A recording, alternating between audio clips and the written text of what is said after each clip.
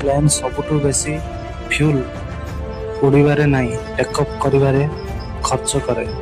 1000 କିଲୋର ଭାରୀ ପ୍ଲେନ୍କୁ ଉପରକୁ ଉଠାଇବା ପାଇଁ ଇଞ୍ଜିନ୍କୁ ନିଜର ପୂରା ବଳ ପ୍ରୟୋଗ କରିବାକୁ ପଡ଼େ।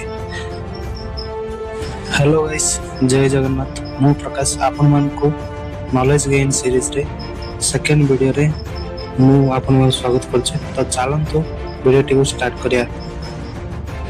ପ୍ଲେନ୍ଟି ତା'ର ଯାତ୍ରାର ପାଖାପାଖି 25% ଫ୍ୟୁଲ୍କୁ ଆରମ୍ଭର କିଛି ସମୟ ମଧ୍ୟରେ ସରାଇ ଦେଇଥାଏ, କିନ୍ତୁ ଗୋଟେ ଥର ତା'ର ସେ ସମାନ ଆଲ୍ଟିଟ୍ୟୁଡ୍ ପହଞ୍ଚିଗଲା ପରେ ସେ ବହୁତ କମ୍ ଏନର୍ଜିରେ ଘଣ୍ଟା ଘଣ୍ଟା ଧରି ସ୍ମୁଥଲି ଚାଲେ।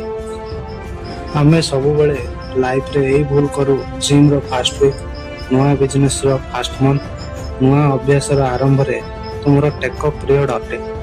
ଏଥିରେ ତୁମର ସବୁଠୁ ବେଶୀ ମେଣ୍ଟାଲ ଫ୍ୟୁଲ୍ ଖର୍ଚ୍ଚ ହୁଏ।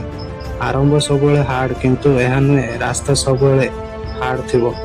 ବାସ୍ ଆଉ ଟିକେ ଜୋର ଲଗାଅ, ସମୟ ଆସିଲେ ସବୁ କିଛି ଠିକ୍ ହୋଇଯିବ।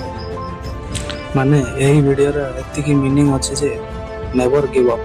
ଭିଡ଼ିଓଟି ଭଲ ଲାଗିଲେ ଲାଇକ୍, ସେୟାର, ସବସ୍କ୍ରାଇବ୍ କରିବେ।